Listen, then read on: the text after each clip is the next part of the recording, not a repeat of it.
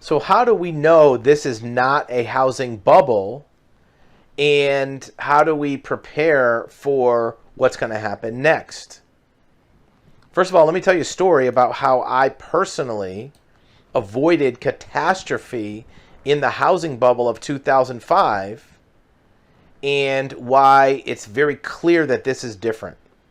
So here's a story, and if you're bored by stories, fast forward a few minutes until we talk about the current environment. But this story helps understand why this is not a housing bubble. It's very important to know that. If you're making personal life plans based on your belief that this is a housing bubble, those plans might not serve you. Or at least maybe you can hedge a little bit, but proceed with the right information. So in 2005, I was living in South Florida. And at the time, I was involved with purchasing and selling real estate. I would buy houses and improve them, make them more valuable, and then sell them at a later date. Some people call it flipping. Sort of was flipping, but it wasn't flipping in the traditional sense. And at any given time, I had one or two houses, and I lived in a lot of these houses. I would buy a house, live in it while I was fixing it. When I got to the end of being done, I would buy another house so I could move out of the house that was going to come for sale. And that way, when I moved out, I could fine tune all the little details, finish everything up, clean it up good. So when somebody went to look at it, it wasn't a lived-in house. It looked like a spec house, brand new. And then I would kind of move on to the next one, and it would almost be like musical chairs. So this started in about 1999, 2000. And in 2002, I started to get a little bit ambitious and said, well, why don't I do two houses at a time and then have one that's for sale? So I owned three houses at a time. Lived in one, fixing one. The other one is like in the pipeline. And then when the first one was sold, I'd move into the other one, buy another one in the pipeline, right? And for reference, all of these houses were very lucrative in terms of the profits. Tens of thousands, hundreds of thousands profits on these houses. And to be fair, these were pretty reasonable houses. These weren't $1 million houses. They were $200,000-300,000 houses. The most expensive house I ever bought was $400,000. Most of them were twos and threes. And at one point in 2004, I went to the mortgage broker that I was working with for these houses, and he said, look, Dave, this market's going crazy. You can get more mortgages. Why don't you just buy a few houses? You made money on all the ones you bought. I don't know. I'm not sure I want to get into all that. I can only do so much. So at the time, I had three houses. One is my primary residence I was living in. One was a house, but it was in a zoned commercial neighborhood that I was using for my office. The other one was a home that I had just purchased. It was actually a buy-owner property I had just purchased that didn't need much work. It was just a little bit of a fix-up. The person that owned it for 40 years hadn't updated anything, just some cosmetic type things. And all of them were intended to, do my normal minor cosmetic things, make the house more valuable, and then resell it. And right around that time, a house came available in a neighborhood of $1 million homes on the water, but this one was just one block or one lot off the water, and it should have been worth 6 or 7, but I think it was for sale for like $325.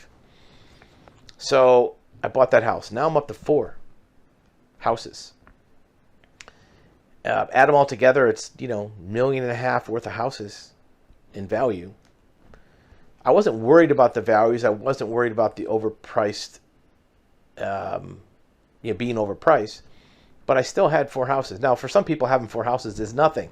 There's some flippers and investors that have 10 houses at a time, 20 houses at a time. But for me at the time, 4 houses was a big obligation for me. 3 of them had mortgages on them. 1 of them didn't. And so here's what happened. Right around that time, it was, I believe, a Friday afternoon or Saturday, whatever day it was, and I had taken my truck. I had a Ford F-250. I had it for about 3 months. It was brand new.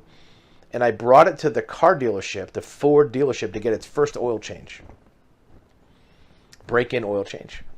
And I brought it to the store, and it was only going to take a little while, and I was waiting in the customer waiting area of the Ford dealership. A nice little lounge with TVs and coffee machines and couches, and it was really nice.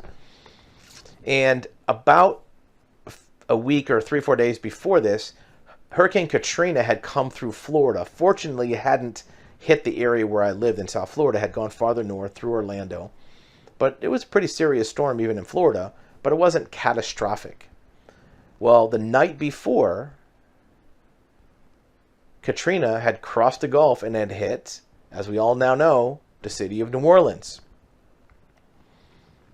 And the city of New Orleans was devastated by Hurricane Katrina. And so at night, it was hard to tell what was going on because the news couldn't get there. Well, the next morning, sun comes up, and the news choppers are flying around looking over this devastation. The streets are flooded.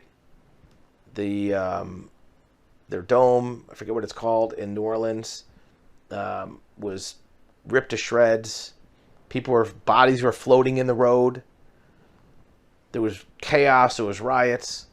And I'm figuring, well, no problem. Pretty soon, National Guard will be there. They'll be rescuing people. There'll be boats. There'll be planes. There'll be all this kind of stuff.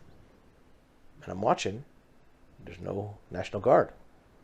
There's no boats. There's no planes. There's no rescue. The government doesn't have this. They don't have control over this. I mean, we do national recoveries in other countries for wars, for natural disasters, and we don't have like the people are not swooping in to solve this problem. And I'm thinking, that doesn't sound right. Maybe they're not that organized at the government level. Far from me to think that in the first place. Maybe they don't have this as organized as I thought we did. Well, it got me thinking. At the time, in 2005, the only reason that the real estate market had gone up as much as it did was because of government intervention. Low interest rates, mortgage-backed securities, lax regulations at the government level about who can get a mortgage, who can borrow money, no oversight, and they did it intentionally. The Federal Reserve and the Housing Administration had all done this to get more people into homes. Back in the mid-90s, they had passed laws that say, we want more people to be in homes. Don't worry, we got this. We know how to take care of this. And I recognize that the reason that there was a lot of people that were buying houses that really shouldn't be buying houses, they didn't have the income, didn't have the down payment, didn't have the credit, was because of government support and intervention. And so I figured, well, the government must know what they're doing. They have this figured out. They got this. And I started thinking, well, and that's what jacked up all the house prices, right? People that really should be in $100,000 to $120,000 house were buying a $400,000 house, and it jacked up all the prices. So I'm thinking, well, if they can't keep this thing organized with people dying in the street in Hurricane Katrina, maybe they don't know what they are doing with the real estate market, with the lending criteria, with the financial regulations.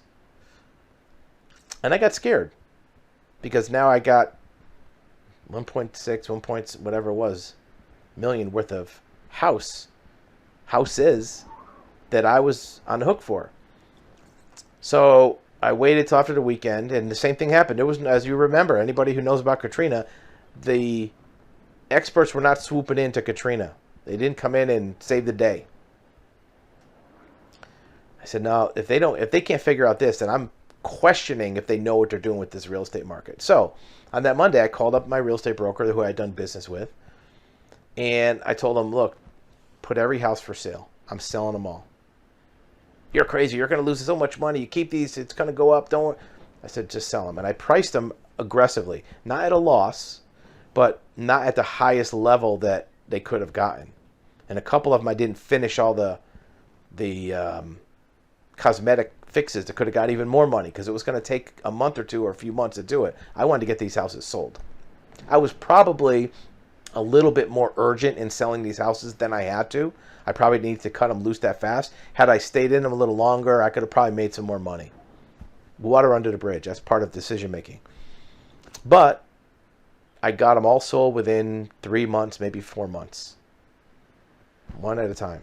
And so at the end of 2005, I did not own any real estate at all. Well, we all know what happened in 2006 and 7 is the real estate market crashed.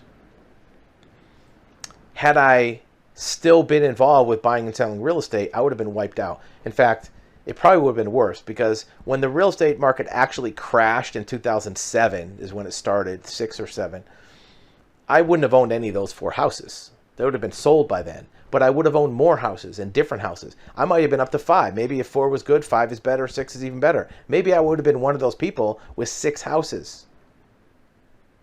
If I had 6 houses, all with mortgages in 2007, I would have went bankrupt. I would have been game over. So it was that one little thing that made me question what's underneath the housing market, what is underneath the support for real estate prices. So how does that relate to today? Well, today, the real estate market is different. It is not being supported by artificial government incentives. It's not being supported by lending criteria that if you can fog a mirror, you get a mortgage. If you're a cab driver, you can buy 2 houses. That's not how it works anymore. Now you have to prove income. And not only do you have to prove it with pay stubs, they check it out. They get transcripts from the IRS. They verify it, and they verify it again the day you do your closing. Even if you're approved 2 months ago when you did your contract, the day of your closing, they re-verify everything. If you lost your job in the meantime, too bad, no house.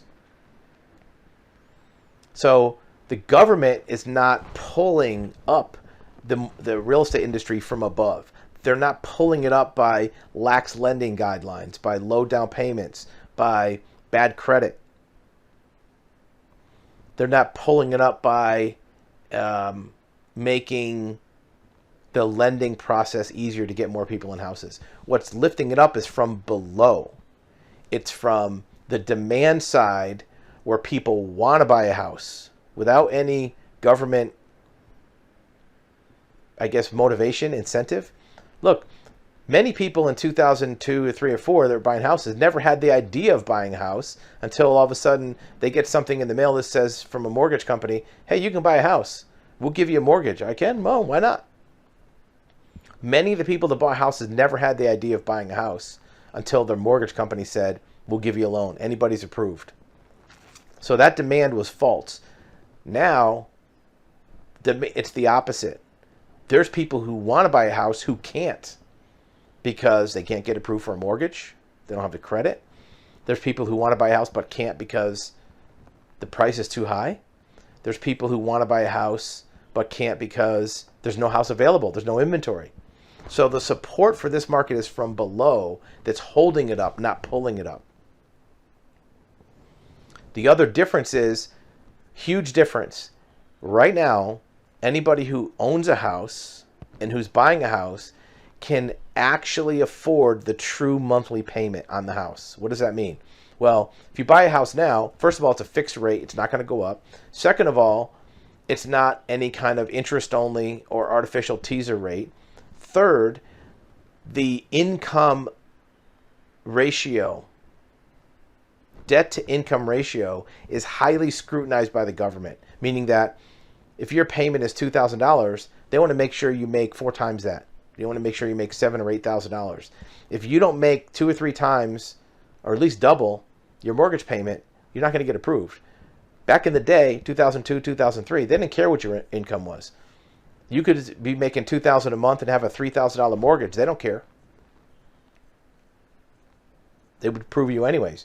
So that was one of the reasons why real estate went down, is because people couldn't afford the houses and they had to foreclose them or get rid of them.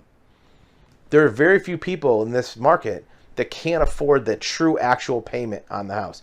Back in 2002, 2003, there were some people who could afford the payment they were currently paying, but then when the interest rates reset or their variable mortgage went up, then they couldn't afford it anymore, because that's the real payment now. The payment they started with was a fake rebate payment. Now it's the real one. 2022, most people that buy a house can afford the real payment. Why did I say most people? Well, the people who can't afford the real payment, it was a trick question. They don't have a payment. Many of the purchases are being made with cash. Cash can't get foreclosed. Cash can't not afford a payment. So that's where the market supported from below, holding it up rather than pulling it up from 2002. This is different. This is not held up by the government. This is being lifted up by demand from the actual consumers. Sure, we can debate whether or not the real estate's a good investment. Is it going to go up? Is it going to go down? But in reality, it's pretty clear that the reason for this rise in price that happened recently is completely different from 2002. What about worst case scenario? If you had purchased a house at the height of the bubble in 2008, worst timing ever. If you were just the unluckiest person in the world and bought a house at the top of the bubble and the market crashed, you'd actually be back in the black 4 years later. Houses didn't go down for good. They went down while the foreclosures worked out of the system and the new lending came back in. But by 2011, 2012, maybe 2013 in some markets, the prices were back right where they were in 2008. So even in a market that was artificially inflated, buyers really didn't lose that much money if you held onto the house, if you could hold onto the house.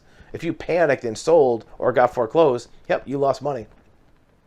But those people were undercapitalized. In this market, the prices are up. Are they inflated? Is it a bubble? Who knows, right?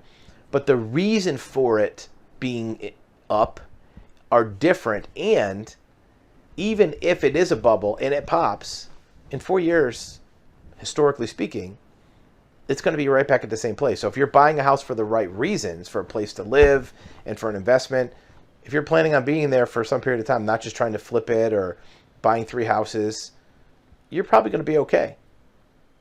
And if buying a house is a good decision for your finances because it'll be less than rent, you're not throwing away money to a landlord, you get appreciation when the market goes up, you get tax benefits, then being worried about a bubble is going to hurt you in the long run. In fact, everybody who in 2019, 2020 saw prices going up and said, this is a bubble, I'm going to wait, they're probably regretting that.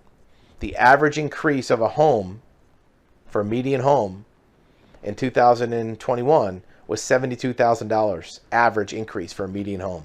So if you bought a house in 2020 thinking, if you didn't buy a house in 2020 thinking it was going to be a bubble, you missed out on $72,000 in increase. And now you have to buy a house that's going to be at least that much more. So food for thought. Look, we're not giving you legal advice. We're not financial advisors. We're just trying to go with history, experience, and realistic observations about the world. It's not even really an opinion. It's just looking at what the facts are. You have to make your own decision, obviously, but we just want to give you a point of view that has rational, realistic, reasonable premises behind them, not based on just a feeling or a thought or, well, that was a bubble, so this must be a bubble. Prices went up before, went up again, right? So real estate has always been a long-term beneficial investment. Like the guy said a long time ago, they ain't making any more. Real estate is what it is. Certainly there's something to be worried about by losing if you buy a house. It's very unlikely you're going to lose. Now, if it's not a good idea for you to buy a house financially right now, different story. But you can even watch some videos that you could probably make it work anyways. You'll probably get a decent house with a mortgage, tax and insurance for right around $1,000, which would make it a good financial decision, unless you can't afford $1,000. It's not a bubble. Doesn't look like it. Obviously, you got to make your own decision, but it's one way of looking at the world that might be beneficial.